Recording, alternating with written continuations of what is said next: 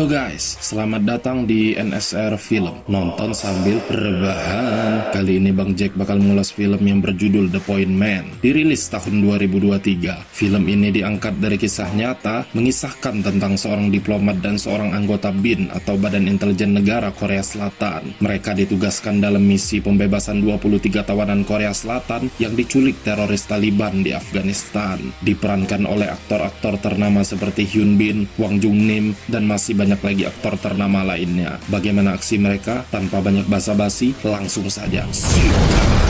Cerita diawali dari ketegangan pasca tragedi 9/11 di Amerika Serikat, yang dimana kejadian itu membuat perhatian dunia tertuju pada kelompok bersenjata bernama Taliban di Afghanistan.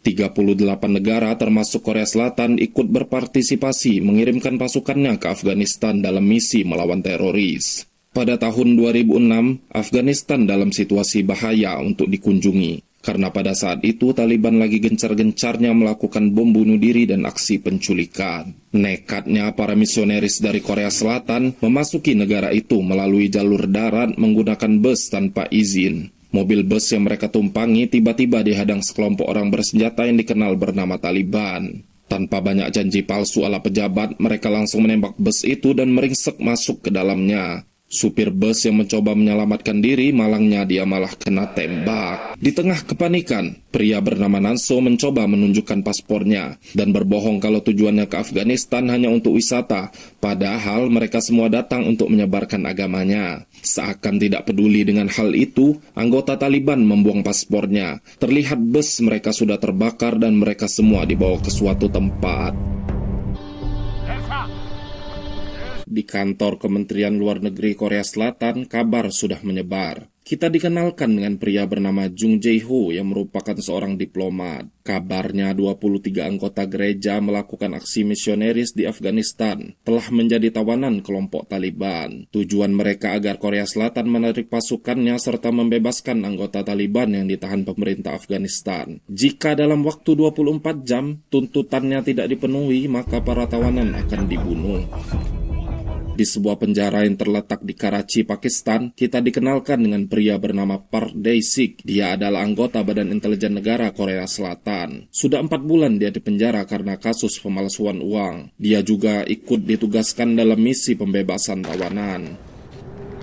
Jae-ho beserta Wakil Menteri Luar Negeri Korea Selatan bernama Kim dan para stafnya sedang menuju Afghanistan. Waktu mereka hanya tersisa sekitar 5 jam sebelum eksekusi dilakukan. Sesampainya mereka di ibu kota Kabul, Dae-sik datang menemui mereka. Para pengawal yang tidak tahu langsung menodongkan senjatanya ke arah Dae-sik. Tujuan Dae-sik datang untuk mengajak mereka kerjasama, tetapi Jae-ho mengabaikannya. Alasan orang mengabaikannya karena Dae-sik punya masa lalu kelam, di mana dia pernah ditugaskan dalam misi pembebasan tawanan di Irak tetapi gagal. Negosiasi pertama dimulai dari kantor Kementerian Luar Negeri Afghanistan. Wakil Menteri Kim meminta pada pemerintah Afghanistan untuk membebaskan anggota Taliban sebagai ganti 23 warga Korsel yang diculik. Jika setuju, pemerintah Korsel menawarkan pembuatan fasilitas jalan dan medis pada pemerintah Afghanistan.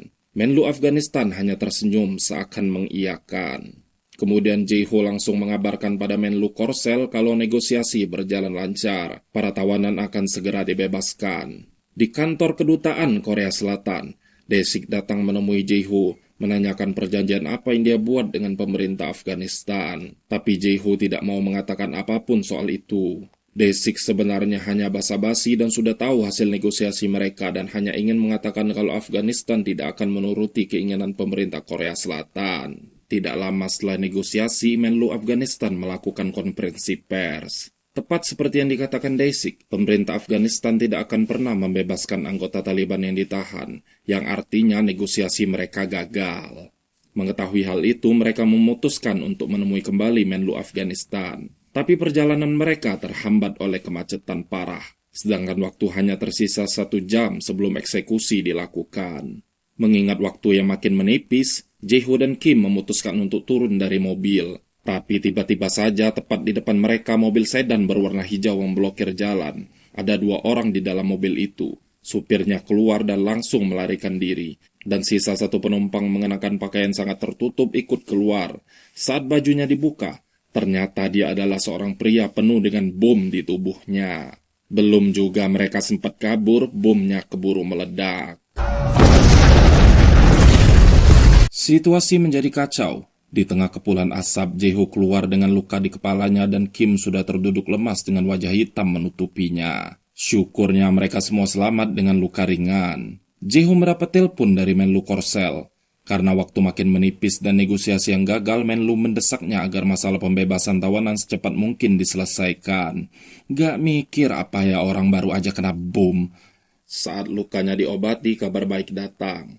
Taliban memperpanjang waktu eksekusi sampai 24 jam ke depan. Walaupun masih dalam kondisi luka, Jae-ho bergegas menemui Menlu Afghanistan untuk menanyakan alasan gagalnya negosiasi mereka. Pemerintah Afghanistan beralasan mereka sudah bertahun-tahun mencoba memberantas kelompok itu, tapi tiba-tiba pemerintah Korsel datang meminta anggota Taliban dilepaskan untuk ditukar dengan warganya. Tapi tidak memikirkan nasib Afghanistan setelahnya. Dan rupanya Menlu Afghanistan sudah memberitahu pada Kim, keinginan dari Taliban sebenarnya hanyalah uang tebusan.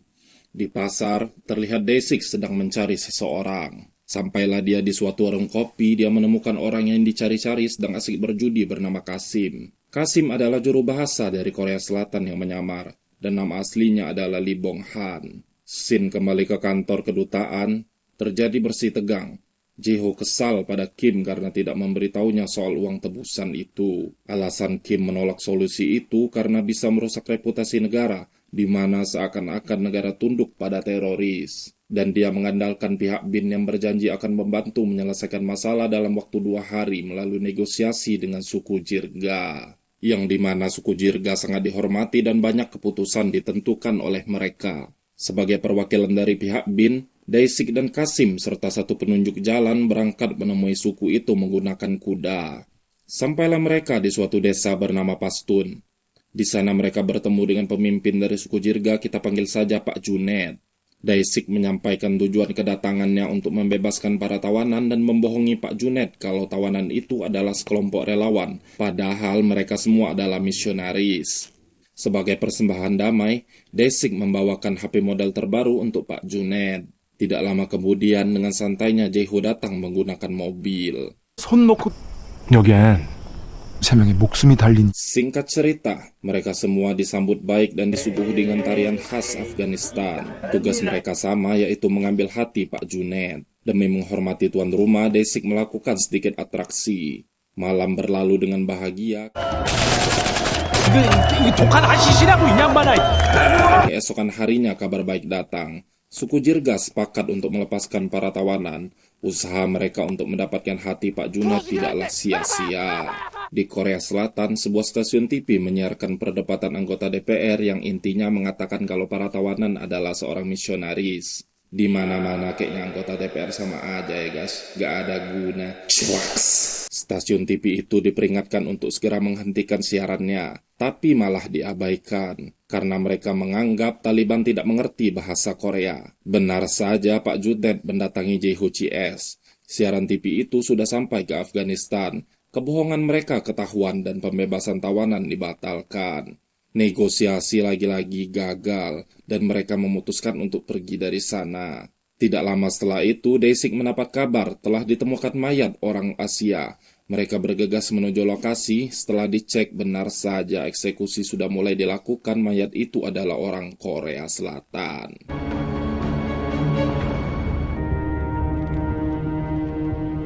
Tidak terasa, sudah 5 hari berlalu tanpa ada kemajuan. Di tengah rasa frustasi, Jae-ho CS menemukan video dari Taliban yang mengatakan mereka tidak butuh uang. Yang mereka inginkan hanyalah pembebasan anggotanya yang ditahan. Kalau tidak segera dipenuhi, maka lebih banyak korban akan berjatuhan. Dae-sik memberikan saran pada Jae-ho untuk melakukan negosiasi dengan Taliban secara langsung tanpa perantara. Tapi hal itu dianggap bertentangan dengan aturannya sebagai diplomat. Jae-ho mengingatkan Dae-sik dengan masa lalunya yang gagal dalam misi penyelamatan tawanan.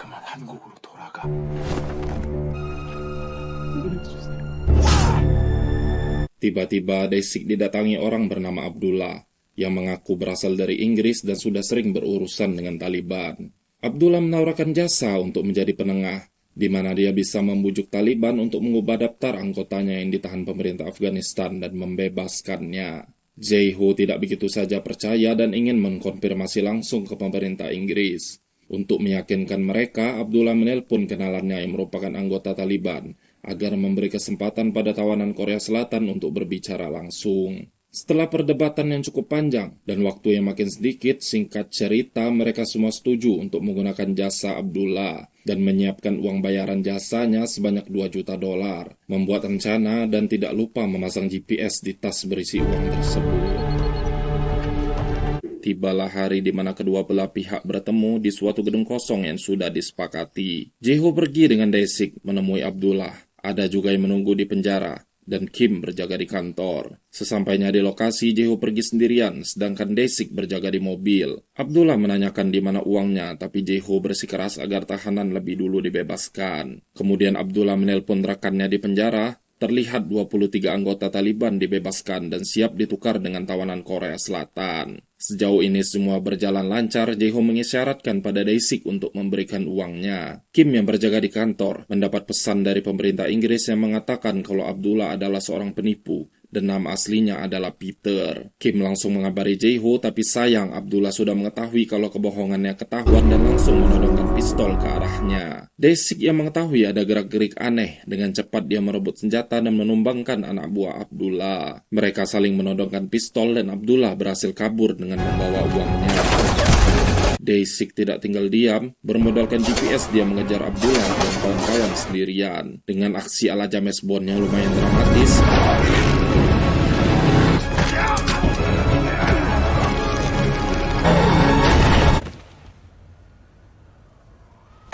singkat cerita, dia berhasil meringkus Abdullah CS dan mengamankan uangnya. Kim yang tidak tahu kejadian di lapangan menuduh Dae-sik terlibat dalam kejadian itu. Tapi dia seketika bungkam ketika Dae-sik datang dan membuang tas berisi uang itu ke arahnya.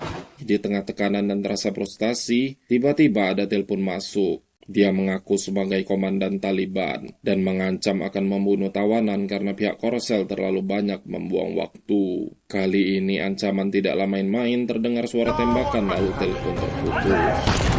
Karena tidak ingin makin banyak korban, ditugaskanlah Menlu Korsel untuk datang ke Afghanistan. Langkah yang diambil Menlu lebih ke arah agresif, di mana ada rencana operasi penyelamatan militer. Jae-ho yang tidak setuju dengan rencana tersebut dikeluarkan dari operasi dan dipulangkan ke Korea.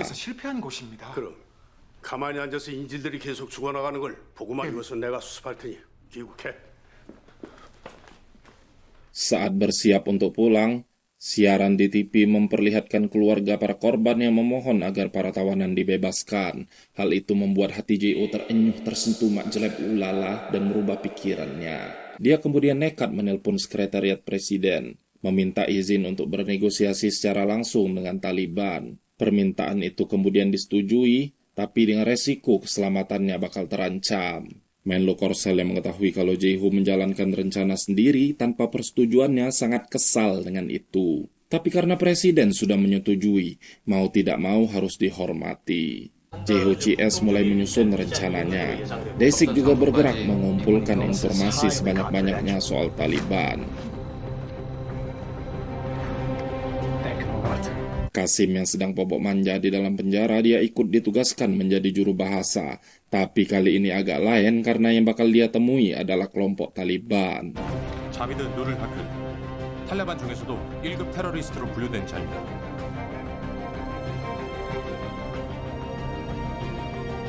10 hari sejak penculikan, tibalah hari di mana pertemuan dengan Taliban, mereka bersiap untuk segala kemungkinan. 준비됐어.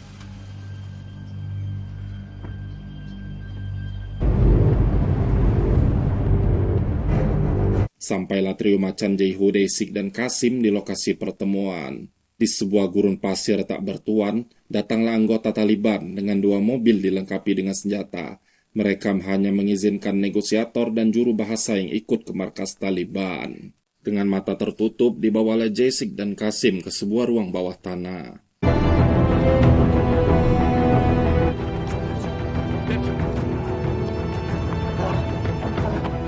Akhirnya mereka bertemu dengan bos terakhir, yaitu pemimpin dari kelompok Taliban bernama Japed. Kita panggil saja Jamet ya guys. Situasi sangat mencekam dan menegangkan. Untuk membuktikan kalau Jamet memang seorang pemimpin, Jae-ho memintanya melepaskan 3 tawanan, tapi hanya 2 yang dibebaskan dan kedua tawanan itu sampai dengan selamat. 김영 씨, Setelah keinginannya terpenuhi, Jae-ho mengatakan dia tidak bisa membebaskan anggota Taliban. Tentu saja hal itu membuat Jamet jadi murka. Pihak Taliban tetap bersikeras agar anggotanya dibebaskan pada tengah malam ini. Kalau tidak dipenuhi, maka setiap jam tawanan akan dibunuh. Di kedutaan, Menlu Korsel menganggap negosiasi itu sudah gagal. Ia bergegas ke pangkalan udara siap menjalankan aksi operasi militernya. Padahal para tawanan serta Jae-ho dan Qasim masih berada di sana, hal itu tentu saja membahayakan mereka. Benar saja, tidak lama kemudian di markas Taliban datanglah jet tempur Amerika mengebom lokasi mereka. Agar korban dari kedua belah pihak tidak makin banyak, singkat cerita setelah negosiasi panjang lebar dan menegangkan, akhirnya Jamet setuju. Dia hanya meminta uang dan penarikan pasukan Korsel dari Afghanistan. 모든 인질들 석방하겠대. 고생들 많았어. 협상 타결됐어. Negosiasi berhasil, Jae-ho dan Qasim beserta para tawanan mereka semua kembali dengan selamat. Tapi muncul masalah baru, di mana pihak Taliban menahan 1 orang sebagai jaminan keselamatan mereka. Setelah drama siapa yang menjadi tawanan, akhirnya Dae-sik maju menawarkan dirinya karena dia merasa tidak punya tempat untuk kembali. Di akhir film, diperlihatkan Dae-sik selamat. Dia hidup bahagia dengan Qasim di Jerman. Nggak, canda kawan. Tapi sayang kita tidak dikasih penjelasan bagaimana akhir dari kisah sebenarnya. Jadi ya, begitulah cerita berakhir happy ending ya guys.